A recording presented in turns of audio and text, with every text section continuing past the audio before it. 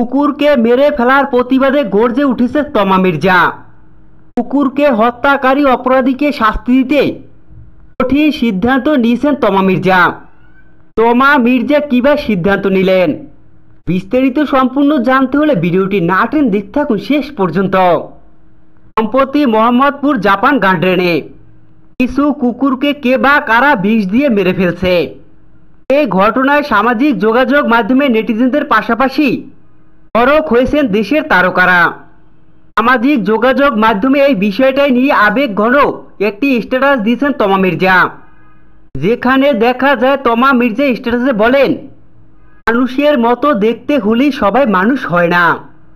আসলে আপনি মানুষ হয়েছেন কিনা সেটি পরীক্ষা করার সহজ একটি উপায় হলো অন্য একটি প্রাণী আপনাকে বিশ্বাস করে কিনা, আপনাকে ভালোবাসে কিনা সেটি যাচাই করা।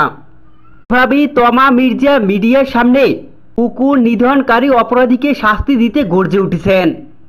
সমস্ত অবলা প্রাণীদের পাশে দাঁড়াতে সবাইকে আহ্বান করেন তমা মির্জা।